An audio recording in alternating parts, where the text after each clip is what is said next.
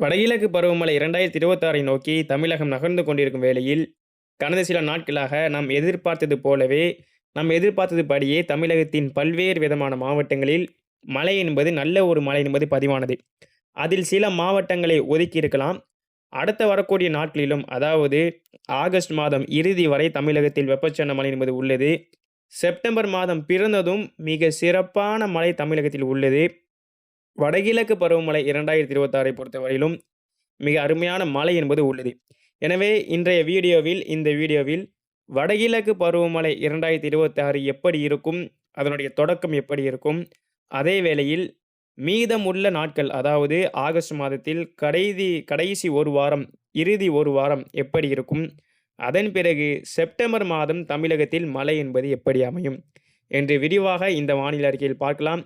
நமது சேனல இதுவரையும் சப்ஸ்கிரைப் பண்ணாம பார்த்தீங்கன்னா, சப்ஸ்கிரைப் பண்ணி பெல் ஐகான ஆல்ல கிளிக் பண்ணிக்கோங்க. எதுக்கு சொல்றேன்னா, அடுத்து வரக்கூடிய நாட்கள் வடகிழக்கு பருவமழை நாட்களாக உள்ளது. மிகவும் அதிகமான மழையை இந்த ஆண்டு சந்திக்கப் போகிறது நம்முடைய தமிழகம். அப்படி இருக்கையில் தினசரி போடக்கூடிய வானிலை அறிக்கையை நீங்க தெரிந்து கொள்ள நமது சேனலை சப்ஸ்கிரைப் பண்ணி பெல் ஐகான ஆல்ல கிளிக் பண்ணினா மட்டும் தான் உங்களுக்கு தினசரி வானிலை அறிக்கை உங்களுடைய யூடியூப் பக்கத்தில் நோட்டிஃபிகேஷனாக வரும். எனவே சேனலை பார்ப்பவர்கள் சப்ஸ்கிரைப் பண்ணி பெல் ஐகான ஆல்ல கிளிக் பண்ணிக்கோங்க. நேரலை பார்ப்பவர்கள் தொடர்ந்து இணைந்திருந்து கேட்டு வாருங்கள். அதாவது கடந்த சில நாட்களாக நம்ம கூறியிருந்தோம். அதாவது சென்னை, திருவள்ளூர், காஞ்சிபுரம், செங்கல்பட்டு உள்ளிட்ட வடகோடி மாவட்டங்கள், அதாவது மயிலாடுதுறை, அரியலூர், பெரம்பலூர் இதுக்கு நேரா ஒரு கோடு போட்டிங்கன்னா, இந்த கோடு இருக்கும். மேலே வடக்கே திருவள்ளூர், ராணிப்பேட்டை, வேலூர், திருப்பத்தூர் இதுக்கு ஒரு கோடு போட்டிங்கன்னா, இந்த கோடு இருக்கும். இடைப்பட்ட பகுதி மிக அதிகமான மழை பெய்யும் என்று கூறியிருந்தோம். நாம் எதிர்பார்த்தது போலவே நாம் கூறிய பகுதியிலே மிக சிறப்பான ஒரு மழை என்பது கடந்த சில நாட்களாக மழை என்பது பதிவானது. நன்றாக புரிந்து கொள்ள வேண்டும். இந்த பகுதியில் பரவலாக பரப்பில் அதிகமாக மழை பெய்யும் என்று சொல்லியிருந்தோம். அந்த வகையில் தான் மழை என்பதும் பதிவானது. அளவிலும் இந்த பகுதியில் அதிகமாக இருக்கும் என்று கூறினோம். அளவிலும் அதிகமாக இருந்தது. அதுபோக தமிழகத்தில் மற்ற மாவட்டங்களிலும் ஆங்காங்கே மழை என்பது பதிவாகி தான் வந்தது. அடுத்து வரக்கூடிய 1 வார காலத்திலே பொறுத்தவரையிலும் தமிழகத்தின் இந்த பகுதியில் தினசரி மழை இருக்கும். இந்த பகுதியில் தினசரி மழை இருக்கும் என்று கூறும்போது, கடந்த சில நாட்களை காட்டிலும் பரப்பில் குறைந்திருந்தாலும், மழையின் அளவு என்பது பெய்யும் இடத்தில் நல்ல ஒரு மழை என்பது, அதாவது சென்னை, திருவள்ளூர், காஞ்சிபுரம், செங்கல்பட்டு, ராணிப்பேட்டை, வேலூர், திருப்பத்தூர், திருவண்ணாமலை, விழுப்புரம், புதுச்சேரி, கடலூர், மயிலாடுதுறை, அரியலூர், பெரம்பலூர் இந்த பகுதிகள் தினசரி மழை என்பது கடந்த சில நாட்களாக தினசரி இந்த மாவட்டத்தின் ஆங்காங்கே மழை என்பது பதிவானது. பரப்பிலும் அதிகமாக மழை என்பது பதிவானது. அடுத்து வரக்கூடிய ஆகஸ்ட் மாதம் இறுதி வரையிலும் இந்த மாவட்டத்தில் மழை என்பது எதிர்பார்க்கப்படுகிறது. ஆங்காங்கே கடந்த நாட்களை காட்டிலும் மழையில் குறைந்திருக்கும், பரப்பில் குறைந்திருக்கும். ஆனால் மழை என்பது உள்ளது. நன்றாக புரிந்து கொள்ளுங்கள். ஒட்டுமொத்த தமிழகத்தில் 38 மாவட்டங்களுக்கும் இந்த அறிக்கையில் தற்போது இதில் எந்தவித மாற்று கருத்துக்கும் இடமே கிடையாது. ஏனென்றால் செப்டம்பர் மாதத்தில் இருந்தே ஒட்டுமொத்த தமிழகத்திற்குமே மிக அருமையான மழை என்பது உள்ளது. நன்றாக புரிந்து கொள்ள வேண்டும். செப்டம்பர் மாதம் பிறந்ததும் தமிழகத்திற்கு மிக சிறப்பான மழையை கொடுக்கும். அது வடகிழக்கு பருவமழை வரை நீடித்து வடகிழக்கு பருவமழை ஒரு அதிரடியான ஆட்டத்தை, ஒரு அதிரடியான துவக்கத்தை இந்த ஆண்டு தமிழகத்தில் தொடக்கும். தொடக்கமே அதிரடி என்றால் நீங்கள் புரிந்து கொள்ளுங்கள் வடகிழக்கு பருவமழை மீதமுள்ள நாட்கள் எப்படி இருக்கும் என்று. எனவே அது வரக்கூடிய மணி நேரங்களில் நிச்சயமாக வடகிழக்கு பருவமழை 2026 எப்படி இருக்கும் என்பதை நம்ம பார்ப்போம். தற்போதை பொறுத்தவரை ஆகஸ்ட் மாதம் இறுதி வரை தமிழகத்தின் நாம் மேற்குறிப்பிட்ட மாவட்டங்களில் மழை என்பது உண்டு. அதுபோக தமிழகத்தின் தென் உள் மாவட்டங்கள் மதுரை, சிவகங்கை, திண்டுக்கல், விருதுநகர், ராமநாதபுரம், தூத்துக்குடி, விருதுநகர் இடைப்பட்ட பகுதி, அதேபோல் புதுக்கோட்டை, கரூர், நாமக்கல், சேலம், தருமபுரி, திருப்பூர், திண்டுக்கல் இந்த பகுதிகள்லாம், திருச்சிராப்பள்ளி இந்த பகுதிகள்லாம் தினமும் மழை என்பது எதிர்பார்க்காவிட்டாலும் ஆங்காங்கே ஓரிரு இடங்களில் மழை என்பது இருக்கும். நன்றாக புரிந்து கொள்ளுங்கள். தற்போது நாம் கூறுவது அனைத்தும் ஆகஸ்ட் மாதம் இறுதி வரை இருக்கக்கூடிய நிலைமையை கூறுகிறோம். ஆகஸ்ட் மாதம் முடிந்ததும், அதாவது இன்னும் 1 வாரம் உள்ளது. 1 வாரத்திற்கு பிறகு செப்டம்பர் மாதம் முதல் தமிழகத்தின் மழையின் தீவிரம் என்பது அதிகரிக்கும். தென்மேற்கு பருவமழை என்பது மெல்ல மெல்ல பின்வாங்க தொடங்கும். அதே நேரத்தில் கடந்த 2 நாட்களாக இன்னும் குறிப்பாக சொல்ல வேண்டுமென்றால், கடந்த 24 மணி நேரத்தில் தமிழகத்தின் மேற்கு தொடர்ச்சி மலையை ஒட்டிய மாவட்டங்களில் நல்ல ஒரு மழை என்பது பதிவானது. அடுத்த 2 நாட்களிலும் தமிழகத்தின் மேற்கு தொடர்ச்சி ஒட்டிய மாவட்டங்கள், அதாவது மேற்கு தொடர்ச்சி மலையை ஒட்டிய பகுதிகளில் நல்ல ஒரு கனமழை என்பது அடுத்த 24 மணி நேரத்திற்கும் எதிர்பார்க்கலாம். அதேபோல் கேரளா உள்ளிட்ட காவிரி நீர்பிடிப்பு பகுதிகளிலும் கனமழை என்பது இருக்கும். நல்ல ஒரு மழை என்பது இருக்காது. கனமழை என்பது அந்த பகுதிகளில் பெய்யும். தமிழகத்தை பொறுத்தவரை செப்டம்பர் மாதம் பிறந்ததும் தென்மேற்கு பருவமழை பொறுத்தவரை பின்வாங்க தொடங்கிவிடும். வட இந்தியாவிலிருந்து மெல்ல மெல்ல பின்வாங்க தொடங்கி தென்மேற்கு பருவமழை வரும்.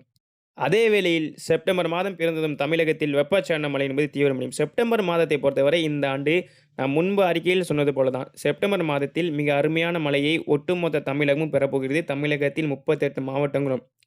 செப்டம்பர் மாதம் முதல் வாரத்தை காட்டிலும் 2வது வாரம் மிக அதிகமான மழை இருக்கும். 2வது வாரத்தை காட்டிலும் 3வது, 4வது வாரம் மிக அருமையான மழையை தமிழகம் பெறப்போகிறது. இதில் காற்று சுழற்சியுடன் இணைந்த வெப்பச்சலன மழை என்பதும் எதிர்பார்க்கலாம். வெப்பச்சலன மழை என்பது இருக்கும். காற்றின் முறிவின் காரணமாகவும் மழை என்பது இருக்கும். நன்றாக புரிந்து கொள்ள வேண்டும். தென்மேற்கு பருவமழை பின்வாங்குதலும், வடகிழக்கு பருவமழை தொடங்குவதற்கான நேரத்திலும் என்ன ஆகும்னா, காற்று முறிவுக்கான மழை என்பது நம்மளுடைய தமிழகத்தில் இருக்கும்.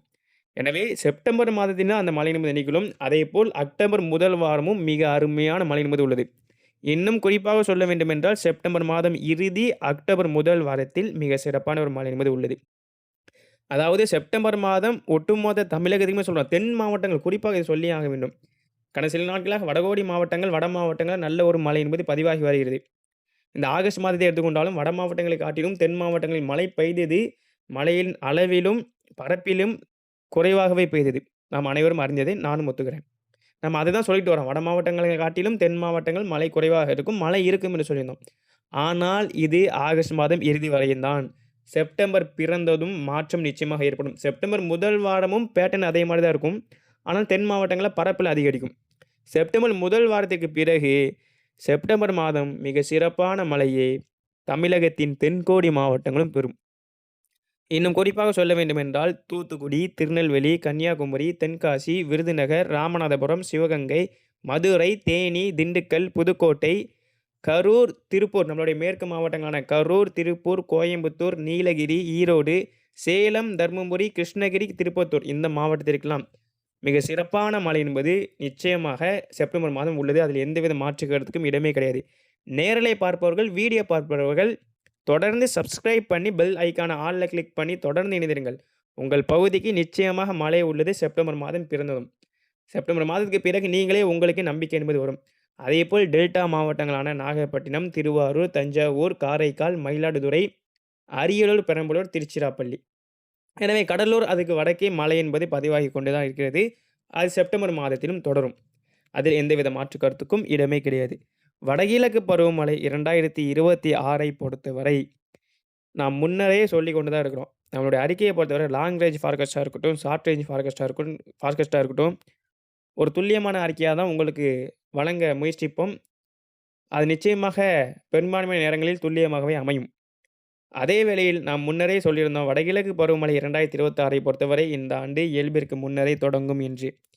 நாம் எதிர்பார்த்தது போலவே வடகிழக்கு பருவமழை எப்போதெல்லாம் எல்னினோ உருவாகிறதோ அப்போதெல்லாம் தமிழகத்தில் வடகிழக்கு பருவமழை இயல்பை விட முன்னதாகவே தொடங்கியிருக்கிறது. இந்த ஆண்டும் தொடங்கப் போகிறது. எனவே தற்போது நிலவரப்படி அதாவது தொடங்கும் தேதி தற்போது நிச்சயமாக இந்த தேதியில் தான் தொடங்கும் என்பது தற்போதே கூறுவது சற்று கடினமாக இருந்தாலும் அக்டோபர் மாதம் 10 முதல் 17ஆம் தேதிக்குள் வடகிழக்கு பருவமழை 2026 தொடங்குவதற்கான சாதகமான சூழல் நிலவுகிறது. தமிழகம் நோக்கி நிகழ்வு வந்து வடகிழக்கு பருவமழையை தொடக்கி வைக்கக்கூடிய நிலைமை என்பது தற்போது உள்ளது. அக்டோபர் மாதம் 10 முதல் 17ஆம் தேதி இடைப்பட்ட காலகட்டத்தில் தொடர்ந்து இணைந்திருங்கள். அது ஆய்வில் இருந்து கொண்டே இருக்கிறது. அதே வேளையில் வடகிழக்கு பருவமழை பொறுத்தவரை நிகழ்வு வந்தே வடகிழக்கு பருவமழை தொடக்கும். தமிழகத்தின் அனைத்து கடலோர மாவட்டங்கள், தமிழகத்தின் ஒட்டுமொத்த மாவட்டங்களுக்கும் அதிரடியான வடகிழக்கு பருவமழை தொடக்கிவிட்டு பின்னர் அதிரடியான ஆட்டத்தை வடகிழக்கு பருவமழை 2026 ஆடப்போகிறது.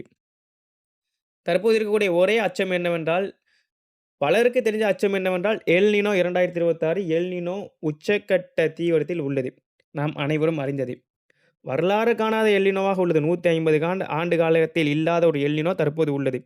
அதே வேளையில் நம்முடைய இந்தியன் ஓஷியன் டையோபோலை பார்க்கும்போது நடுநிலை மற்றும் நடுநிலை விட சற்று கூடி குறைய அப்படி ஒரு நிலை என்பது தான் உள்ளது. அதாவது இந்திய பெருங்கடலின் வெப்பநிலை.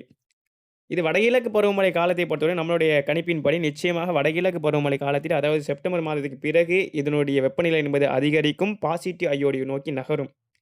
எனவே வடகிழக்கு பருவமழை 2026ஐ பொறுத்தவரை ஒரு அதிரடியான வடகிழக்கு பருவமழை 2026 தான் இருக்கும். வடகிழக்கு பருவமழை பொறுத்திய நீண்ட கால, அதே நேரத்தில் வடகிழக்கு பருவமழைக்கான தனியான ஒரு அறிக்கை என்பது நம்மளுடைய பக்கத்தில் நிச்சயமாக இந்த வாரம் இறுதிக்குள் பகிரப்படும். அதற்கு நீங்கள் சப்ஸ்கிரைப் பண்ணி பெல் ஐகான ஆல்ல கிளிக் செய்து தொடர்ந்து இணைந்திருங்கள்.